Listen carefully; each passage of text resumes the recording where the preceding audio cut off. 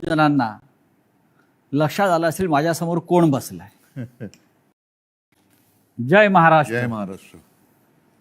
समोरून ज्या जोरदारपणे जय महाराष्ट्राची गर्जना झालेली आहे त्याच्यामुळे महाराष्ट्रातल्या आणि देशातल्या तमाम मराठी जनांना, हिंदू जनांना लक्षात आलं असेल माझ्यासमोर कोण बसलाय. कारण जय महाराष्ट्र आवाज घुमवणारे बाळासाहेब ठाकरे, त्यानंतर उद्धवजी ठाकरे आज या स्टुडिओमध्ये आपल्याबरोबर उपस्थित आहेत. गेल्या 1 महिन्यापासून महाराष्ट्रात, देशात जे एक राजकीय वादळ निर्माण झाल्याचा भास निर्माण केले जातोय त्याचे संपूर्ण केंद्रबिंदू उद्धव ठाकरे आहेत. आणि ज्यांना प्रतीक्षा होती मोठ्या प्रमाणात की उद्धव ठाकरे कधी बोलतील या सगळ्या विषयावर आणि लोकांच्या प्रश्नांना थेटपणे कधी उत्तरं देतील, अशी बहुचर्चित आणि बहुप्रतीक्षित असलेली मुलाखत आज ते सामनासाठी देत आहेत. उद्धवजी, मी आपलं स्वागत करतो. फार नमनाला घडावर तेल न घालता थेट प्रश्नाकडे आपण येऊया. कारण गेल्या काही दिवसात महाराष्ट्रात आणि देशात ज्या घडामोडी घडवल्या जात आहेत त्याच्यामुळे महाराष्ट्राचं समाजमन अस्वस्थ आहे. आपण किती अस्वस्थ आहात किंवा आपली भूमिका पुढे काय आहे, यातून शिवसेना कशी पुढे जाईल, अशा अनेक प्रश्नांचं काहू या राज्याच्या मनामध्ये, जनतेच्या मनात नाही, महाराष्ट्राच्या मनामध्ये मारलेलं आहे. पण तरीही मला आज तुम्ही खूप रिलॅक्स दिसताय उद्धव साहेब. म्हणजे मला याचं कारण समजत नाही की आज मी आपल्याला पाहतोय का गेले काही दिवस पाहतोय आपल्या चेहऱ्यावर कोणताही तणाव दिसत नाही आणि आपण अत्यंत मोकळेपणानं इथं आलात आणि बोलताय. हे काय रहस्य आहे? हे रहस्य साहजिकच आहे. माझी मा आणि शिवसेना प्रमुख बाळासाहेब यांच्याकडनं आलेले एक हे रसायन आहे. मा म्हटल्यानंतर शांत, सौम्य, संयम, आणि साहजिकच आहे बाळासाहेब म्हटल्यानंतर वर्णन करण्याची आवश्यकता नाही आहे. आज जवळपास 1 वर्षानंतर आपण भेटतो आहोत. होय.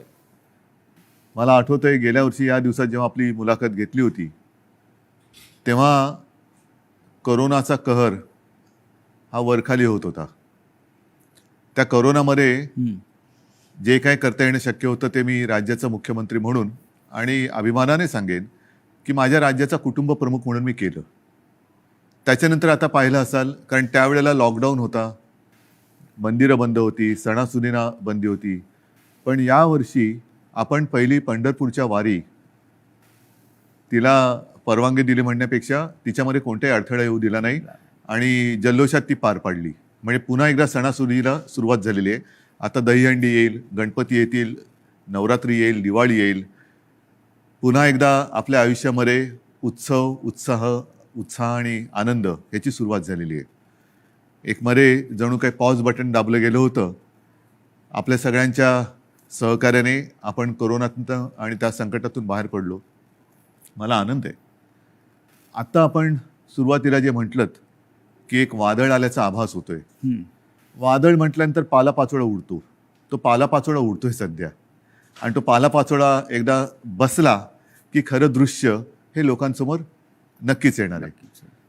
मी शांत कसा, तर मला चिंता नाही आहे. चिंता माझी नाही आहे, शिवसेनेची तर बिलकुल नाही आहे. हां, थोडीफार जी आहे ती नक्कीच मराठी माणसांची आणि हिंदूंची आहेच, हिंदुत्वाची आहे. ह्याचं कारण हिंदू द्वेष्टे हे आपल्या घरातच आहेत.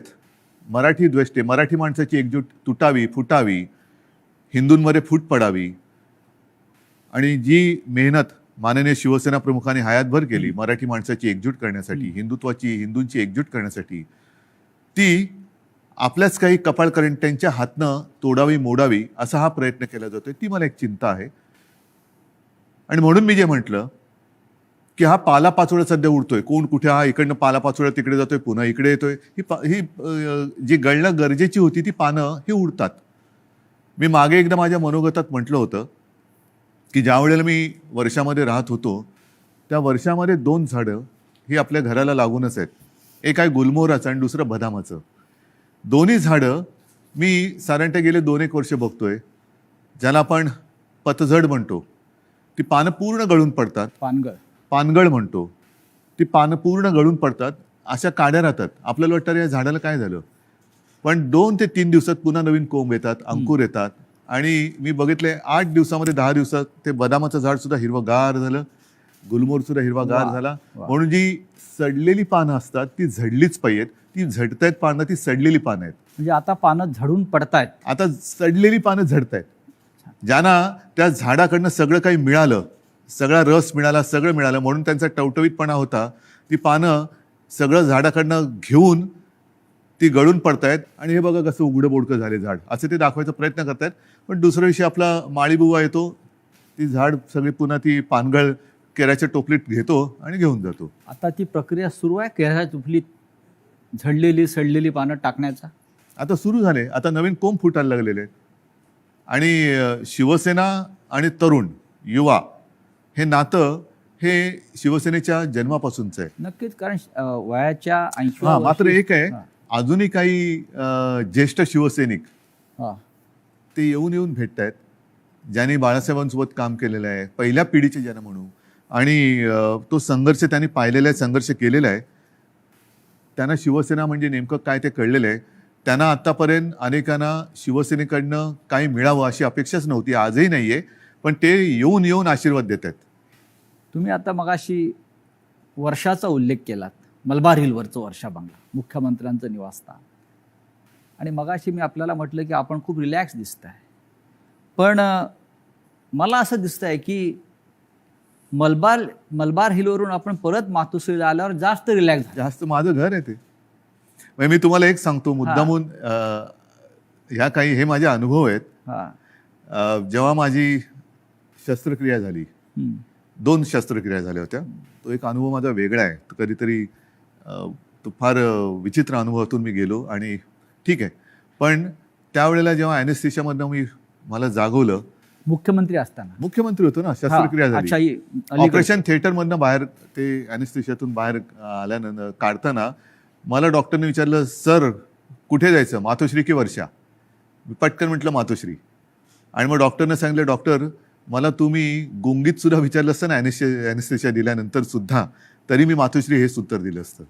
म्हणजे तुमची इच्छा नियतीने पूर्ण केली असं म्हणताय तुम्ही मातोश्रीत येण्याची? नियती ही म्हटलं तर असते, म्हटलं तर नसते. मुळामध्ये माझी वर्षामध्ये जाण्याची इच्छा होती का? ह्याचा अर्थ ते आता मुख्यमंत्रीपद गेले म्हणून मी वाईट असं नाही, ते एक वैभव आहे. म्हणजे त्या मुख्यमंत्रीपदाचा, वर्षाचा मी अजिबात अनादर करणार नाही. ती एक वेगळी वैभवशाली वस्तू आहे.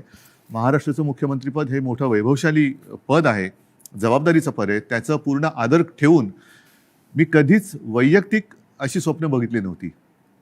पण त्यावेळेला जे घडलं ते आजच्या लोकांना, ज्यांना आपण विश्वासघातकी म्हणू, त्यांना ते पूर्ण माहिती आहे कसा पाठीत वार केला गेला आणि कोणत्या परिस्थितीत महाविकास आघाडीला आपल्याला जन्म द्यावा लागला. हो, पण तुम्ही इस्पितळात असताना, तुम्ही गुंगीत असताना तुमचं सरकार पाडण्याचा प्रयत्न होत होता. त्या विषयावर बोलू का? असं साधारण तुम्ही सुद्धा, कारण मला कुठेही त्या माझ्या अनुभवातनं सहानुभूती नकोय. तो फार वाईट अनुभव होता. मानेची शस्त्रक्रिया ही कोणत्याही डॉक्टरने किंवा कोणालाही ज्याला माहिती आहे त्याला विचारले का त्याच्यामध्ये धोके काय असतात, ह्याची कल्पना मलाही होती, पण ती करणं मला गरजेची होती. ती केल्यानंतर पहिली शस्त्रक्रिया झाली, त्यातून मी चांगला बाहेर पडलो होतो.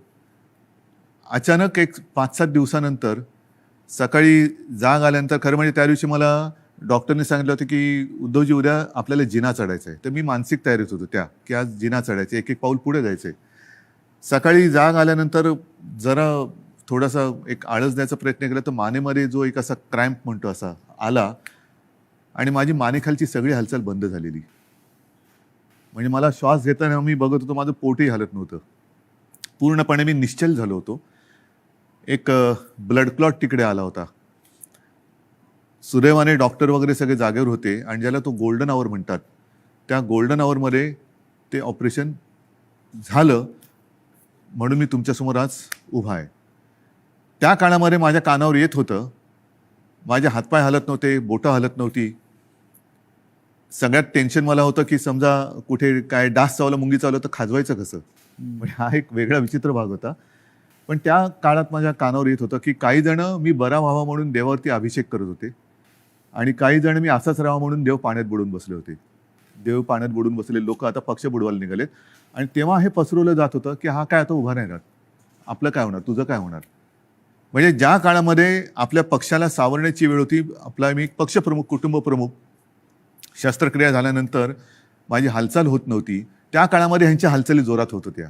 हे नाही म्हटलं तरी एक मला वेदनादायी एक सत्य हे आयुष्यभर माझ्यासोबत राहणार की जेव्हा, आणि मी तुम्हाला जबाबदारी दिली होती पक्ष सांभाळायची, नंबर 2चं पद होतं, पक्ष सांभाळायला म्हणून पूर्ण विश्वास दिला होता. तो विश्वासघात तुम्ही, मी हॉस्पिटलमध्ये असताना म्हणजे माझी हालचाल बंद होती तेव्हा तुमची हालचाल जोरात होती आणि ती सुद्धा पक्षाच्या विरोधात. शिवसेनेच्या विरोधात किंवा शिवसेनेच्या बाबतीमध्ये हे विश्वासघाताचं राजकारण वारंवार का होतं? ह्याचं कारण शेवटी आम्ही पक्ष हा प्रोफेशनली नाही चालवत असं मी म्हणेन. तुम्ही सुद्धा गेले अनेक वर्ष शिवसेना अनुभवतात, शिवसैनिकच आहात तुम्ही, पण एक परिवार म्हणून आपण बघत आलेलो आहे. बाळासाहेबांनी आम्हाला तेच शिकवलं, महाने तेच शिकवलं की एकदा आपलं म्हटल्यानंतर आपलं, त्याच्यावरती कदाचित जो राजकारणामधला गुन्हा किंवा चूक असेल ती आमच्याकडनं वारंवार होते. ती म्हणजे एखाद्यावरती विश्वास टाकला म्हणजे आम्ही त्याच्यावर अंधविश्वास टाकतो. पूर्ण जबाबदारी, मग त्याला ताकद देणं असेल, शक्ती देणं असेल. म्हणजे 2014 साली जे आत्ता आम्ही हिंदुत्व सोडलंय म्हणून आवई उठवत आहेत, मारतायत, बोंब मारतायत, त्यांना मला हाच प्रश्न विचारायचा आहे की 2014 साली भाजपाने युती तोडली होती तेव्हा आपण काय सोडलं होतं? काहीच सोडलं नव्हतं. आजही नाही सोडलेलं हिंदुत्व. पण तेव्हा जो एक मधला काळ आला होता, विरोधी पक्ष एक शिवसेना झाली होती, म्हणजे अनेकांना असं वाटलं होतं की शिवसेना आता संपेल, पण शिवसेना एकाकी लढली आणि 63 आमदार निवडून आलेले. त्या काळामध्ये विरोधी पक्षाची जी जबाबदारी आपल्यावरती आली तेव्हा सुद्धा मी पद कोणाला दिलं होतं? आता सुद्धा जर भाजपनी आत्ता जे केलेलं आहे हे माझ्याशी बोलणी केल्याप्रमाणे हे आत्ता केलं, हे बोलणी केल्याप्रमाणे तेव्हा केलं असतं तर सन्मानाने झालं असतं. देशभरामध्ये पर्यटन करण्याची गरज लागली नसती. आणि असं मी ऐकलं, असं मी वाचलं, माझ्याकडे माहिती नाही, पण हजारो कोटी रुपये खर्च केले गेले. विमानांचा खर्च, हॉटेलचा खर्च, हे त्याच्यानंतर काही आणखीन अतिरिक्त खर्च म्हणजे खोक्यातला असेल. त्या खोक्यात काय दडलंय हे ज्याचं त्याला माहीत, देणाऱ्याला आणि घेणाऱ्याला कळलं असेल. पण हे फुकटात झालं असतं ना, आणि सन्मानाने झालं असतं. हेच तर मी सांगत होतो. मग का घडवलं? कारण त्यांना शिवसेना संपवायची आहे. जे शिवसेनेबरोबर ठरवलं होतं 2.5 वर्षाचं मुख्यमंत्री पद, हेच तर तुम्ही आता केलं. आणि ते जर केलं असतं तर निदान 5 वर्षामध्ये भारतीय जनता पक्षाला एकदा तरी 2.5 वर्षात मुख्यमंत्रीपद मिळालं असतं. ही जी काय आता सोंगढोंग करतायत आम्ही शिवसेनेला, आता ही शिवसेना ते म्हणतात ती शिवसेना नाहीये. हे सगळं तोडफोड करून त्यांचं समाधान होत नाही. त्यांना शिवसेना संपवायची आहे. यांचा वापर करून ते शिवसेना संपवायला बघतात. का संपवायचे असं वाटतं आपल्याला? आतापर्यंत गेल्या 56 वर्षात शिवसेना संपवण्याचे प्रयत्न अनेक आणि प्रत्येक वेळेला शिवसेना अधिक जोमाने आणि तेजाने उभी राहिलेली आहे. आता सुद्धा त्यांना हिंदुत्वामध्ये भागीदार नको असेल, पण माझं नेहमी असंच म्हणणं आहे की शिवसेना प्रमुखांनी हिंदुत्वासाठी राजकारण केलं, कारण हिंदुत्व मजबूत व्हायला. हे जे करतायत ते राजकारणासाठी हिंदुत्व वापरतायत. हा आमच्या आणि त्यांच्या हिंदुत्वातला फरक, जे विचारतात ना तुमचं आणि भाजपचं हिंदुत्वामध्ये फरक काय, तो हा आहे. शिवसेनेचं राजकारण हे आम्ही हिंदुत्व मजबूत होण्यासाठी केलं, पण यांचं राजकारण मजबूत होण्यासाठी आणि हिंदुत्वाचा आश्रय घेतला. मुख्यमंत्रीपद स्वीकारल्यामुळे महाविकास आघाडी हिंदुत्व संकटात आलं, हिंदुत्व म्हणजे काय झालं, अशी जी एक आवई उठवली जाते. हो, म्हणजे काय, मला एक प्रसंग असा सांगा किंवा एक माझ्या हातनं घडलेली गोष्ट किंवा निर्णय माझा मुख्यमंत्री पदावरती असतानाचा दाखवा की ज्याच्यामुळे हिंदुत्व धोक्यात आलं. एक निर्णय दाखवा. तर तुम्ही तेव्हा अयोध्येला आत्ता सुद्धा गेला होतात. अयोध्येमध्ये महाराष्ट्र भवन आपण उभं करतो, बरोबर आहे. हे हिंदुत्वाला सोडून आहे की नाही? तुम्ही ठरवा. अयोध्येत महाराष्ट्र भवन, बरोबर आहे. मुख्यमंत्री होण्याच्या आधी सुद्धा मी अयोध्येत गेलो होतो, प्रत्येक वेळेला आपण होतात. मुख्यमंत्री झाल्यावरती सुद्धा अयोध्येत गेलो होतो. कोण काय म्हणेल मी परवा नाही केली. मी गेलो आणि रामलल्लाचं दर्शन घेऊन तेव्हाही आलो होतो. 2दा मी स्वतः अयोध्येत गेलो होतो. आता नव्या मुंबईमध्ये आपण तिरुपतीचं मंदिर त्याला जागा दिली. प्राचीन जी मंदिरं आहेत त्यांचं संवर्धन करणं, जतन करणं हे आपण सुरू केलं. गडकिल्ल्यांचं आपण सुरू केलं. हे कुठे, ह्याच्यात हिंदुत्व कुठे गेलं? हिंदुत्व तर असं कोणताही निर्णय नाही आहे की ज्याच्यामध्ये आपण हिंदुत्वापासून दूर गेलेलो आहे. अशा अनेक गोष्टी सांगतायत. तुम्ही आज ज्या संघर्षमय कालखंडातून जात आहात याची कधी अपेक्षा केली होती? बघा, शेवटी शिवसेना आणि संघर्ष हे तर एकमेकाच्या पाचवीला पुजलेले आहेत. आणि मागे कोणीतरी असं म्हणालं होतं, ते मला वारंवार त्याचा अनुभव येतोय, की शिवसेना ही एक तळपती तलवार आहे. ती जर मॅनेमध्ये ठेवली तर ती गंजते. त्याच्यामुळे ती तळपलीच पाहिजे. आणि तलवार तळपणं म्हणजे संघर्ष आलाच. अर्थात याचा अर्थ अर्थार्थी कोणी घेऊ नये की तलवारीने वार करा बिरा, असं नाही माझं म्हणणं. ही एक उपमा आहे. आणि त्याच्यामुळे संघर्षासाठीच तर शिवसेना जन्माला आली. त्यावेळेला मराठी माणसासाठी, भूमिपुत्राच्या न्याय हक्कासाठी शिवसेनेचा जन्म झाला. त्याच्यानंतर हिंदुत्वासाठी शिवसेना लढली. मग ते 92-93 साल असेल किंवा कधी असेल. त्याच्यामुळे शिवसेना आणि संघर्ष, जिथे अन्याय तिथे वार, हे शिवसेनेचं ब्रीदवाक्य आहे. ज्या ठाण्यानं शिवसेनेला पहिली ताकद दिली, म्हणजे शिवसेना प्रमुख बाळासाहेब ठाकरे आणि ठाण्यांचं एक भावनिक नातं होतं. एक पहिला भगवा झेंडा जो आहे हा ठाण्यात फडकला आणि बाळासाहेब अभिमानानं त्यांच्या संपूर्ण कालखंडात जीवनात त्या सांगत राहिले की ठाण्यानं मला पहिली सत्ता दिली. त्याच ठाण्यातून शिवसेनेला आव्हान उभं राहिलं. ठाणेकर सुज्ञ आहेत. हे जे पालापाचोळा जो आहे ते म्हणजे काय ठाणेकर नाहीत. ठाणेकर आणि ठाणेकर नागरिक, शिवसेनेचे ठाणे आणि ठाण्याची शिवसेना, हे जे नातं आहे ना, हे ह्या पालापाचोळ्याला तोडता नाही येणार. त्याच्यामुळे मी तर म्हणेन पूर्ण महाराष्ट्र आणि ठाणं सुद्धा अर्थात त्याच्यात आलं, मुंबई सुद्धा आली, सगळेजण निवडणुकांची वाट बघतायत.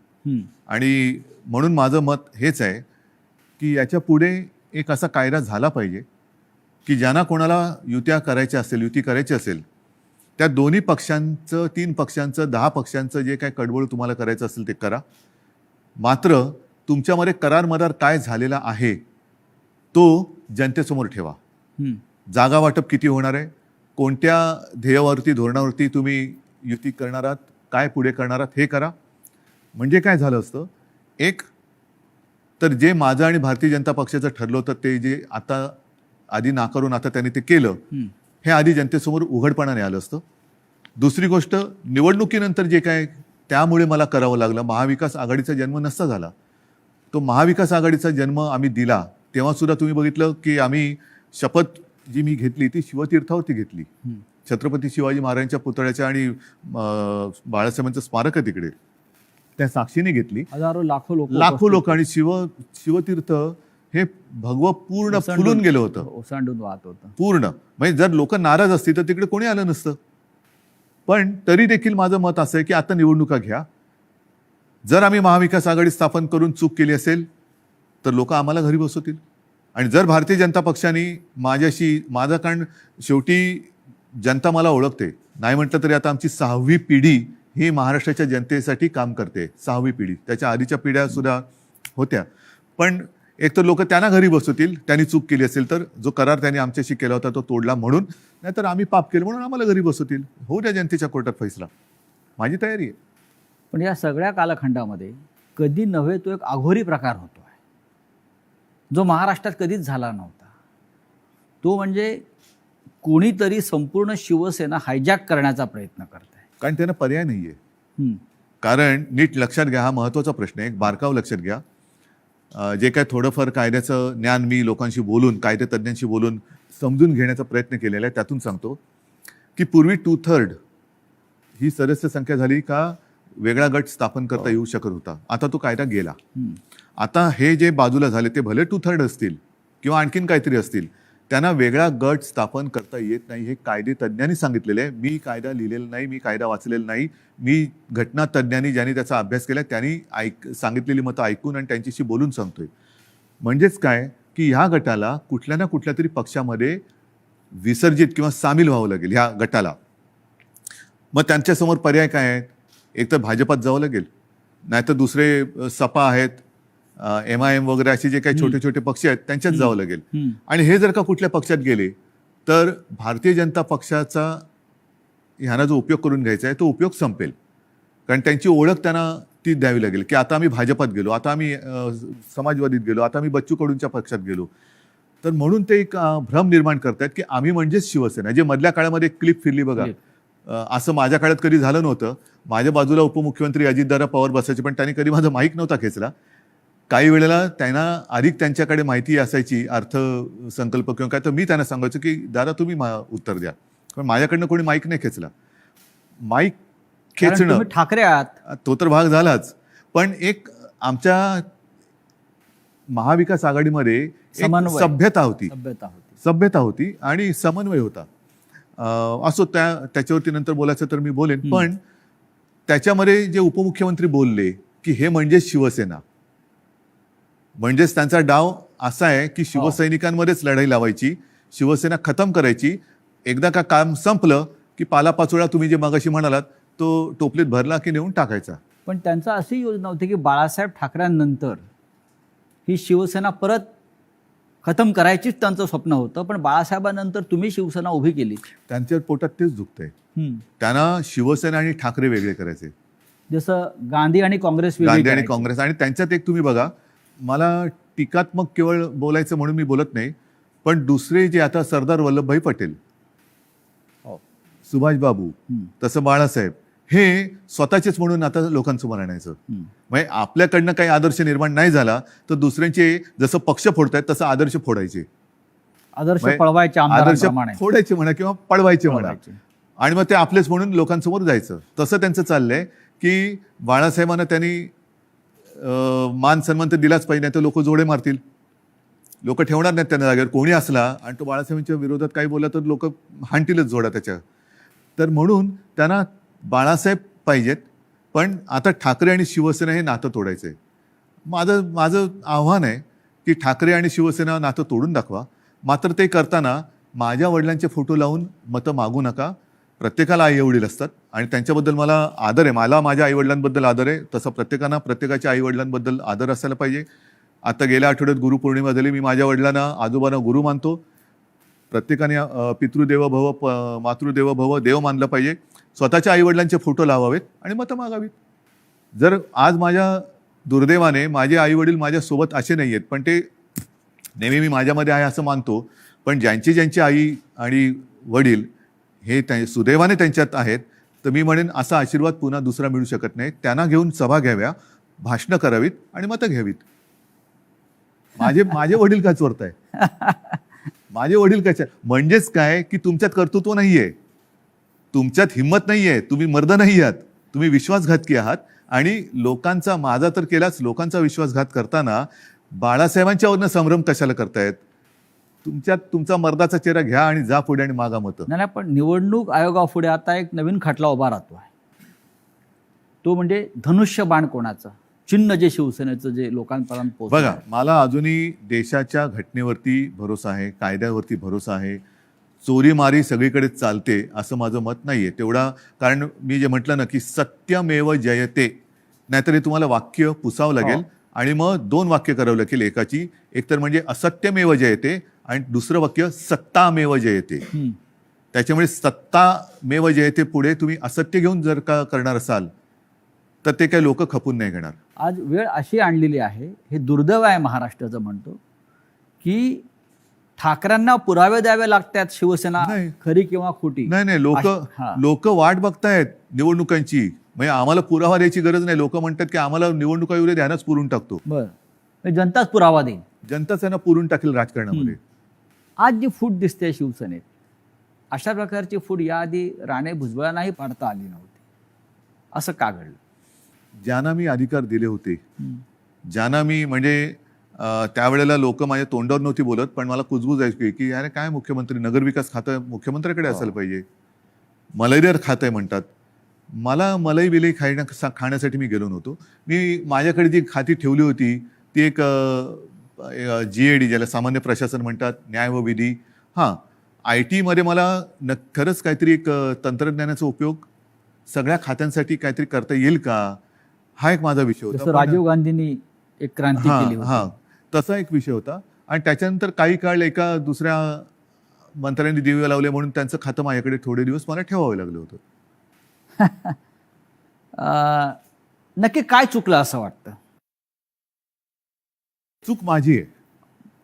आणि ती मी पहिल्याच माझ्या फेसबुक लाईव्हमध्ये कबूल केलेली आहे. गुन्हा माझा आहे तो म्हणजे मी यांना परिवारातले समजून यांच्यावरती अंधविश्वास ठेवला. तुमचं मुख्यमंत्री होणं चुकलं? मला दोन गोष्टी आहेत.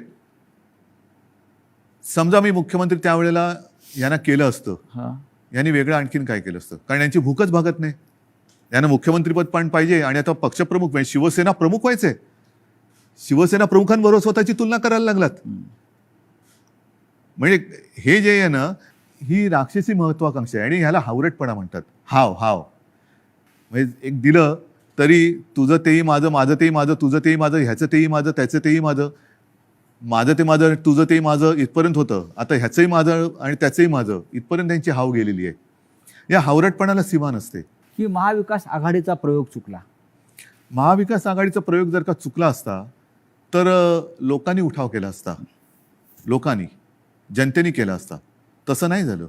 जनता ही आनंदी होती कारण आल्या आल्याच आम्ही पहिल्यांदा शेतकऱ्यांना कर्जमुक्त केलं होतं. हां, त्याच्यानंतर करोना काळामध्ये मी अभिमानाने सांगेन संपूर्ण माझ्या मंत्रिमंडळातील सहकार्यांनी, प्रशासनाने आणि जनतेने उत्तम सहकार्य केलं. म्हणून आणि म्हणूनच ज्या पहिल्या 5 मुख्यमंत्र्यांमध्ये माझं नाव आलं ते मी माझं नाव नाही मानत, ते जनतेचा मी प्रतिनिधी म्हणून ते नाव आलं होतं. जर समजा यांनी सहकार्य नसतं केलं तर कोण होतो मी? मी कोण होतो? मी एकटा काय कर बरं, मी तर घराच्या बाहेरही पडत नव्हतो कारण घराबाहेर पडायचं नाही हेच मी लोकांना सांगत होतो. जाऊन घोळके करा. फुटीरांचा आक्षेप त्याच्यावरच आहे. जे फुटून गेले आहेत त्यांचा आक्षेप असा आहे की आपण घराबाहेर पडला नाहीत, आपण मंत्रालयात गेला नाहीत आणि आपण त्यांना भेटला नाहीत. तरी सुद्धा घराबाहेर न पडता सुद्धा देशातल्या सर्वोत्तम 5 मुख्यमंत्र्यात नाव का आलं माझं? कारण त्यावेळेला ती परिस्थिती तशी होती. मी स्वतः सांगत होतो घराबाहेर पडू नका आणि लोक ऐकत होते. लोक ऐकत होते. मी जर का घराबाहेर आजही पडलो आणि केव्हाही पडलो तरी शिवसेना प्रमुखांच्या, माझ्या पूर्वजांच्या आशीर्वादामुळे गर्दी होतेच. गर्दी होतेच. म्हणजे मग काय झालं असतं, लोकांसांगे ब्रह्मज्ञान आणि स्वतः कोरडे पाषाण. म्हणजे ती काळाची गरज होती. काळाची गरज होती. पण त्याच काळात मी पुन्हा एकदा सांगतो, सुरुवातीच्या काळामध्ये जेव्हा करोना आपल्याकडे त्याचा शिरकाव झाला हे कळलं तेव्हा साधारणतः 7,500 ते 8,000 रुग्णशय्या आपल्या राज्यात पूर्ण मिळून होत्या. त्याच्यात ऑक्सिजन बेड्स आले, व्हेंटिलेटर्स आले, कॉमन जे रुग्ण असतात ज्यांना साधारणतः एक थोडी ट्रीटमेंट देऊन घरी जाऊ शकतात, ऑपरेशन नंतरचे असतील, त्याच्यानंतर डायलिसिस असतील. पहिल्या लाटेत आपण ते साधारणतः 8,000 जर का धरले तर ते 3.5 लाखावरती नेले होते. हे घर बसल्या. हॉस्पिटलमध्ये बेड्स नव्हते, रुग्णवाहिका नव्हत्या. कोणी कशा केल्या त्या? कोरोनाच्या टेस्टसाठी आपल्या राज्यात फक्त 2 प्रयोगशाळा होत्या. एक कस्तुरबामध्ये, दुसरं NIV एक पुणे. त्या आपण 600च्या वर केल्या घरी बसून. पण त्याच्याविषयी 50 आमदारांना कौतुक नाही आहे. त्यांना तुम्ही निधी दिलेला नाही म्हणतायत आणि तुम्ही हिंदुत्व सोडलं असं म्हणतायत.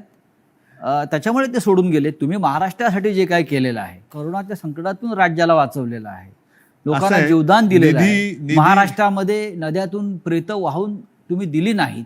त्याचं त्यांना शल्य असेल की असं नाही झालं, हे चुकीचं झालं असं त्यांच्या मते असेल. आणि महाराष्ट्राच्या जनतेला हा मुख्यमंत्री आपल्या कुटुंबातल्या घटक वाटत होता, आपला परिवारातला भाऊ, मुलगा.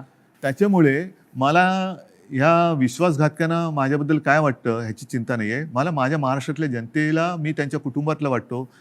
ह्याच्यात असं भाग्य हे फार क्वचित कोणाच्या नशिबी येतं. ते मला नाही वाटत त्यांच्या नशिबी आलं असेल. कारण ह्यांच्या डोक्यावरती जरी काही पदं आता मिळाली, कारण अजूनही हम तुम एक कमरे में बंदो असं यांचं मंत्रिमंडळ आहे, त्याच्यामुळे त्याचा विस्तार कधी होणार आहे माहिती नाही. पण हे मंत्री जरी किती झाले तरी कपाळावरती जो घाताचा शिक्का बसलाय तो नाही पुसता येणार. तुम्हाला असं वाटत नाही का की जे तुम्हाला सोडून गेलेले आहेत मोठ्या प्रमाणात त्यांनाच तुम्ही सर्वाधिक दिलेलं आहे आणि ज्यांना मिळालं नाही किंवा ज्यांना कमीत मिळालं ते आपल्या बरोबर राहिले? मला हेच म्हणायचं, ही शिवसेनेची ताकद आहे. शिवसेनेची ताकद काय की सामान्यांना बाळासाहेबांनी असामान्यत्व दिलं. आता पुन्हा एकदा या सामान्यातून असामान्य लोक घडवण्याची वेळ आलेली आहे. आणि म्हणून मी माझ्या तमाम शिवसैनिकांना आणि माझ्या माता भगिनींना, बांधवांना विनंती करतो की चला परत उठा. आता पुन्हा एकदा सामान्यांना असामान्य बनवूया. कारण हे साधी लोक होती आणि ह्यांना ती चूक मी पुन्हा तेच म्हणेन की ही चूक माझी आहे की त्यांना ताकद दिली, पण त्या ताकदीने ते उलटा वार नुसता नाही केला, तर राजकारणामध्ये ज्या आईने जन्म दिला त्या आईला गिळायला निघालेली अवलाद आहे. नुसतं आईवरती वार करणारे आपण म्हणत होतो तशी नाहीये, ही राजकारणात ज्याने यांना जन्म दिला त्या आईला म्हणजे शिवसेनेला गिळायला निघालेली अवलाद आहे. ज्या पण तेवढी ताकद हो. त्यांच्यामध्ये नाहीये, कारण शेवटी आई ही आई असते. नक्कीच. तुम्ही आईचा उल्लेख केला. कालपर्यंत हे सगळे लोक या शिवसेनेला आपली आईच मानत होती. तुमच्याबरोबर वर्षावरती अनेकांना मी बसलेले बघितले शेवटच्या क्षणापर्यंत. हो, पण आत्ताच तुमचा आधीचा प्रश्न काय होता की मी यांना भेटत नव्हतो. तुम्हाला भेटून ते कधी सुरतला गेले, कोण गोव्याला गेलं, कोण गुवाहाटीला गेलं. 50 खोक्यांची इतकी ताकद असू शकते जी निष्ठा विकत घेऊ जाऊ शकते? निष्ठा नाही विकली जात. विकली जाते ती निष्ठा नसतेच. निष्ठा ही म्हणजे विकली जाऊ महाराष्ट्रात शकत पण नाही. महाराष्ट्रात पण झाडं आहे, डोंगर आहे, हॉटेल आहे. किती सुंदर आहे महाराष्ट्र. महाराष्ट्रात फार म्हणजे ग्रामीण भागातल्या आमदारांना महाराष्ट्राच्या निसर्गाची भुरळ पडत नाही आणि गुवाहाटीच्या निसर्गाची भुरळ हो. पडते. म्हणजे मला कळतच नाही, मग तुम्ही महाराष्ट्राच्या मातीत कसे काय जन्माला आलात.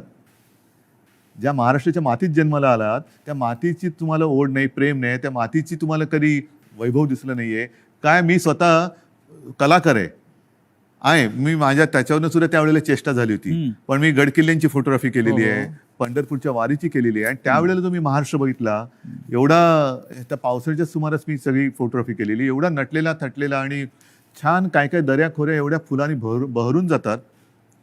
तुम्हाला आम्ही तर शहरी बाबू, तुम्ही ग्रामीण भागातले, तर ग्रामीण भागात राहून तुम्हाला महाराष्ट्राचं सौंदर्य दिसत नाही, त्याचं वर्णन करावं असं कधी वाटलं नाही. आणि डायरेक्ट गुवाहाटी, मी गुवाहाटी का वाईट नाही म्हणत, प्रत्येक प्रदेश चांगला आहे, पण ह्यांना हे काय मातीसाठी करणार. इतिहास काळापासून दिल्ली आणि महाराष्ट्राचा कायम झगडा आहे. मग औरंगजेब, छत्रपती शिवाजी महाराज असतील, संभाजी महाराज असतील, दिल्लीने महाराष्ट्रावर सतत पाठीमागून वार केले किंवा महाराष्ट्र संपवण्याचा प्रयत्न केला. कारण काय हे आणि आता आजही तेच चित्र आहे ह्याच्या मुळाशी जाण्याची आता गरज की वाटते की आजही शिवसेनेचा सूड घेण्यासाठी ते बाळासाहेब ठाकरेंच्या अस्तित्वाला सुरुंग लावत आहे. मान्य, पण ह्याच्या मुळापर्यंत जायची गरज आहे. कारण जोपर्यंत हे दिल्लीत गेले नव्हते तोपर्यंत बाळासाहेब ठाकरेच यांना जपत आले होते. बाळासाहेबच यांना वाचवत आले होते आणि वाचवलं होतं एका हिंदुत्वाच्या ध्यासापायी, वेडापायी.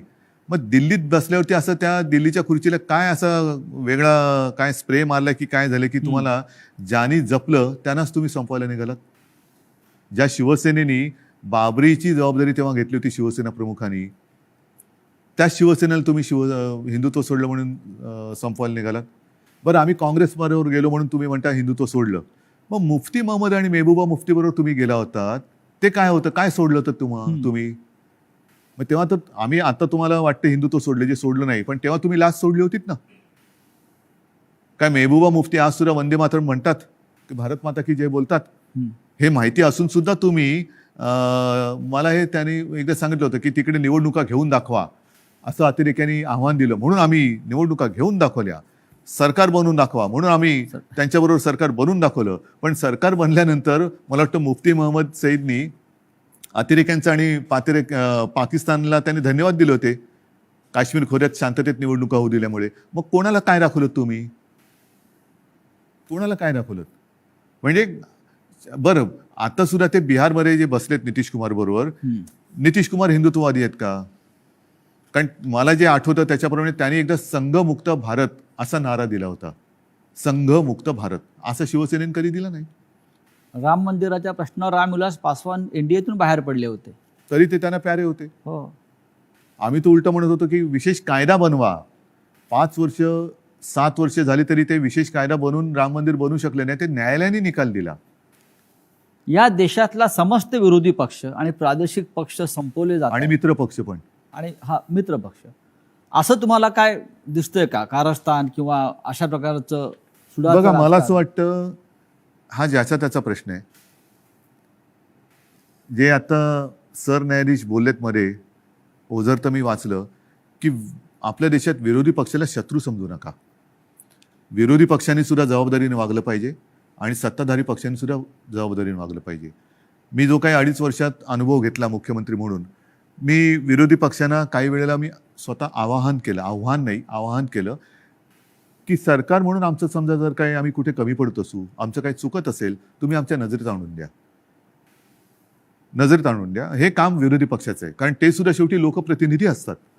त्याच्यामुळे सशक्त लोकशाहीसाठी आणि महाराष्ट्राची विरोधी परंपरा पक्ष आहे. हा सुद्धा तेवढा सुसंस्कृत पाहिजे, संवेदनशील पाहिजे, आणि तेवढाच किंवा त्याच्याहून थोडा जास्त हा सत्ताधारी पक्ष संवेदनशील पाहिजे आणि सुसंस्कृत पाहिजे. आता हा संवेदनशीलता आणि सुसंस्कृतपणा ही कुठेतरी रसातळाला जायला लागले असं वाटते. कशामुळे? पिढ्या बदलत आहेत आणि सत्तेची हाव. आता काय झालेलं आहे, फास्ट फूडचा जमाना आलेला आहे. हा, तुम्ही फोन केला की 10 मिनिटात, 15 मिनिटात, 20 मिनिटात पार्सल आलंच पाहिजे. तसं मी पक्षात गेलो की मला थोड्या दिवसात काहीतरी मिळालंच पाहिजे. नाही गेलं तर माझ्याकडे दुसरा आहे. या देशामध्ये विरोधी पक्षच राहू नये. मग राज्यामधले शिवसेनेसारखे प्रादेशिक पक्ष असतील किंवा राष्ट्रीय पातळीवरचे काँग्रेससारखे पक्ष असतील, आणि त्यांना संपवण्यासाठी साम दाम दंडभेद ह्यातनं काय साधलं जाणार? म्हणजे केंद्रीय तपास यंत्रणांचा ईडी असेल, सीबीआय असेल, ह्यातनं साधणार काय? यांचा जो गैरवापर सुरू आहे. शेवटी जनता ही सार्वभौम आहे, आणि तुम्ही बघितलं असाल की जनतेच्या मनाविरुद्ध एखादा निर्णय गेला तर जनता थांबत नाही, ती रस्त्यावरती उतरते. आपण जो संवाद जनतेशी साधत आहोत, मला असं वाटतं जनतेच्या सगळ्या प्रश्नांना आपण भरभरून उत्तरं देताय, मनापासून बोलताय. हा संवाद आपण असाच कायम ठेवू. असे नवनवीन व्हिडिओ पाहण्यासाठी कोकणशाहीचं यूट्यूब चॅनल सबस्क्राईब करा व बेल बटन प्रेस करा. तसेच फेसबुक पेज लाईक करा आणि इंस्टाग्राम पेज व ट्विटर पेजला फॉलो करायला विसरू नका.